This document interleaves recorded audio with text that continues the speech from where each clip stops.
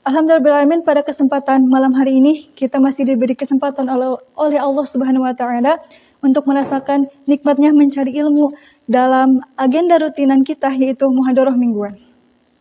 Pada kesempatan malam hari ini saya akan membawakan sebuah materi yang berjudul 3 perkara yang membinasakan. Rasulullah Shallallahu alaihi wasallam bersabda, "Thalathu muhlikatun wa thalathu munajjiyatun. Fa ammal muhlikatu fasyuhun muta'un wa hawan muttaba'un wa ijabul mar'i bi nafsihi. Wa ammal munajjiyatu fal'addu bil ghadabi war ridha wal qasdu fil faqri wal ghina wal khasyatillah fis sirri wal alaniyah." Yang artinya 3 perkara yang dapat membinasakan dan 3 perkara yang membawa kepada keselamatan. Maka adapun 3 perkara yang dapat membinasakan, yang pertama adalah sifat kikir yang ditaati, yang kedua adalah hawa nafsu yang dituruti, dan yang ketiga adalah sikap ujub seseorang terhadap dirinya sendiri. Dan adapun 3 perkara yang membawa kita kepada keselamatan, yang pertama adalah adil dalam keadaan marah ataupun ridho, yang kedua hemat dalam keadaan fakir maupun kaya, dan yang ketiga adalah takut kepada Allah di saat terang-terangan maupun sembunyi-sembunyi.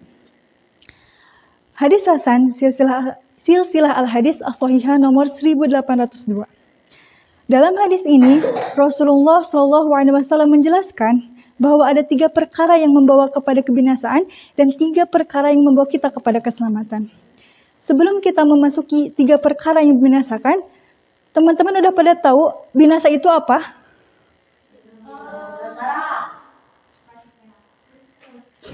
Ya, kalau dari KBBI, binasa itu artinya rusak sama sekali, hancur lebur, musnah.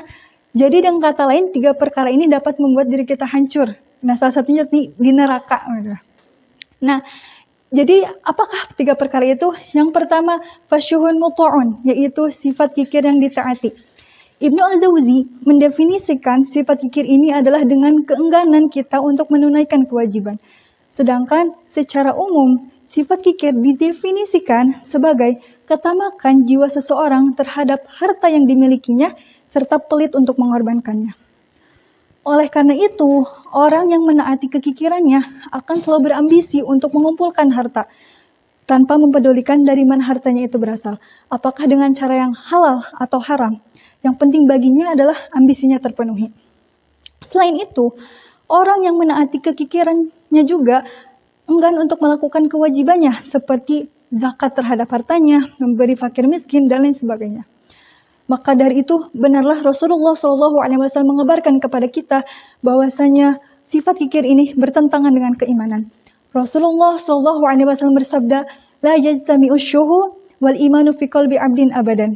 Tidak akan berkumpul sifat kikir dan keimanan dalam hati seorang hamba selamanya. Hadis sahih Sunan An-Nasa'i nomor 3110. Sifat kikir ini juga dapat merusak agama. Hal ini berdasarkan sabda Rasulullah SAW, yang artinya, tidaklah 2 ekor serigala yang lapar dilepaskan ke sekawanan kambing lebih berbahaya daripada sifat tamak seseorang terhadap harta dan kemuliaan atau kedudukannya yang dapat merusak agamanya. Hadis sahih Sunan At-Tirmizi nomor 1276. Nah, di sisi lain, sifat kikir ini juga tidak akan mendatangkan kebaikan bagi pelakunya, namun akan mendatangkan kesia-siaan baik di dunia maupun di akhirat. Sebagaimana firman Allah Subhanahu wa taala dalam Quran surah Ali Imran ayat 180, yang artinya, "Dan janganlah sekali-kali orang-orang yang kikir terhadap apa yang Allah karuniakan kepadanya berprasangka bahwasanya kikir itu baik untuk mereka, padahal kikir itu buruk bagi mereka. Dan harta yang mereka kikirkan kelak akan dikalungkan di leher mereka pada hari kiamat." Na'udzubillah, tsumma na'udzubillah. Oleh karena itu, kita harus menghindari sifat kikir ini. Lalu bagaimana caranya kita menghindari sifat kikir ini? Salah satu caranya adalah dengan menumbuhkan dan memupuk kepedulian serta empati kita terhadap orang lain, apalagi yang membutuhkan. Di samping itu, kita juga dapat memperbanyak interaksi dengan fakir miskin, supaya hati kita tergerak untuk bersedekah. Nah, tentang orang yang kikir ini, Allah mengabadikannya dalam Quran surah Al-Qalam ayat 17-33, di mana kisah orang-orang ini berawal ketika mereka mendapat warisan berupa kebun dari ayahnya. ayahnya ini adalah seorang yang soleh, yang tahu hak fakir miskin dari kebun tersebut. Namun ketika ayahnya wafat, orang-orang ini mencela perbuatan ayah mereka, dan mereka pun dikendalikan oleh sifat kikir mereka. Sehingga mereka bertekad untuk memanen buah-buahan pada kebun tersebut pada malam hari, ketika orang-orang sedang tertidur, agar tidak ada fakir miskin yang datang kepada mereka. Maka Allah pun mengazab mereka dengan segera.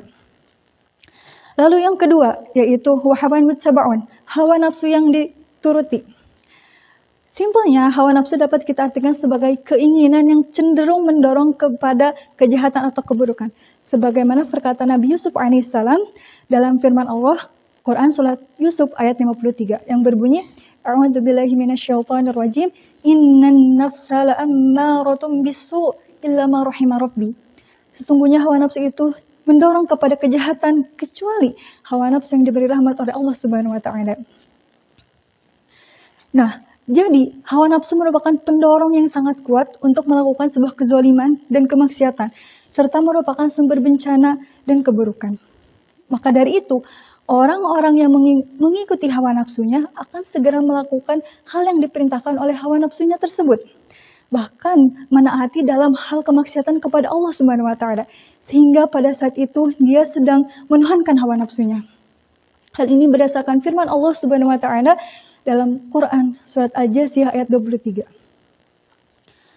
Nah, selanjutnya Allah Subhanahu wa taala menghukumi orang-orang yang mengikuti hawa nafsunya ini dengan kesesatan yang nyata dan kezaliman yang besar. Sebagaimana dapat kita temukan dalam firman Allah Quran surah Al-Qasas ayat 50 dan Quran surah Shad ayat 26.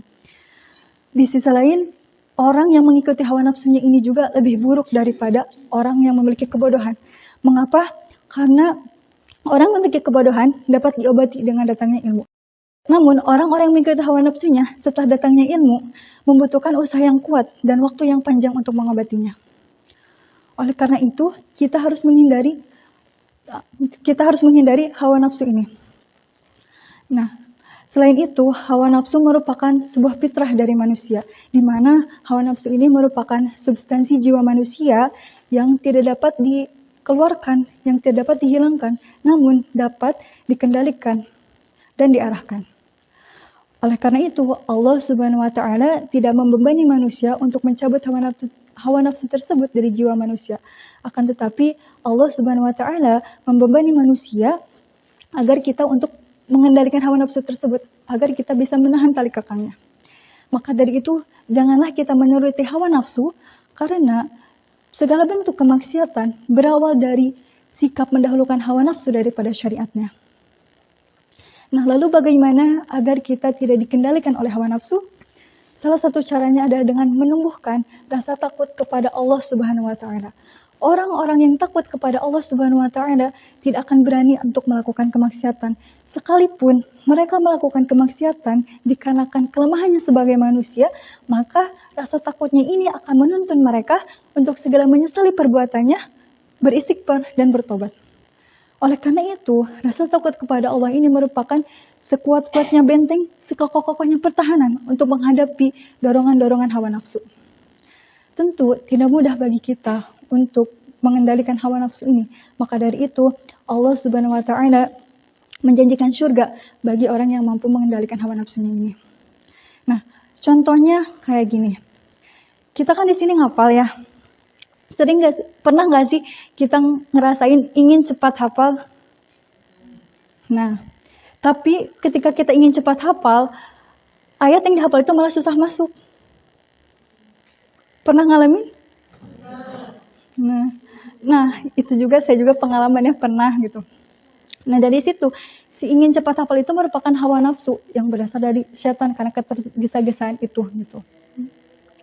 Oleh karena itu, perlu kita ingat bahwasanya ingin cepat hafal itu merupakan hawa nafsu, tapi cepat hafal itu merupakan karunia dari Allah Subhanahu wa taala. Jadi, kita harus mencek and dicek lagi, kita harus memuhasabah lagi amal-amal kita, cara menghafal kita, apakah sudah sesuai dengan syariat atau hanya sekedar mengikuti hawa nafsu saja. Nah, lalu yang ketiga adalah wa'ijabul mar'i bi nafsih, yaitu sikap ujub seseorang terhadap dirinya sendiri. Ujub adalah seseorang melihat dirinya sendiri dengan penuh kemuliaan dan dengan penuh kemuliaan dan keangkuhan. Sedangkan dia melihat orang lain dengan penuh kehinaan dan kerendahan. Ujub sendiri dapat diartikan sebagai keangkuhan, kesombongan, merasa bangga terhadap apa yang menjadi keistimewaannya. Kalau anak zaman sekarang biasanya nyebutnya si paling gitu. Si paling istimewa lah, si paling cakep lah, atau si paling yang lainnya gitu. Ujub ini dapat berasal dari jabatan, harta, anak, nasab, atau bahkan ilmu gitu. Dan lain sebagainya, banyak banget yang dapat menyebabkan seseorang menjadi ujub. Rasulullah SAW mewasiatkan kepada Mu'adz radhiyallahu an bahwasanya ujub ini merupakan salah satu penyebab amal manusia tidak diterima oleh Allah Subhanahu wa taala. Karena penyakit ujub ini merupakan penyakit yang hanya diketahui Allah Subhanahu wa taala. Sekalipun nampak pada diri seseorang, akan nampak pada caranya dia berjalan, itu berjalan dengan sombong, tidak dapat menerima kebenaran dan pendapat orang lain serta merendahkan orang lain. Dalam kitab Bidayatul Hidayah, Imam Al-Ghazali menyebutkan bahwasanya ujub ini merupakan penyakit kronis. Dan puncak dari ujub ini adalah perkataan atau perasaan, aku lebih baik dari dia. Sebagaimana iblis dan para pengikutnya mengatakan hal tersebut. Nah, salah satu cara agar kita terhindar dari sifat ujub adalah jangan merasa diri lebih baik. Misalkan kita bertemu dengan seseorang yang umurnya jauh lebih muda dari kita, ingatlah bahwa dosanya dia tidak sebanyak dosa kita. Namun apabila kita bertemu dengan orang yang umurnya jauh di atas kita, ingatlah bahwa amal solehnya lebih banyak daripada kita. Oleh karena itu, kita tidak akan merasa lebih baik darinya. Dan kita dapat terhindar dari sifat ujub. Nah, salah satu contoh sifat ujub ini adalah Qarun. Teman-teman tahu Qarun? Kenal sama Qarun? Yang jawab iya, kenalan di mana? Nah, ya. Qarun ujub dengan hartanya. Kita tahu tentang kisah Qarun karena Allah mengabadikannya dalam Quran surat Al-Qasas ayat 28.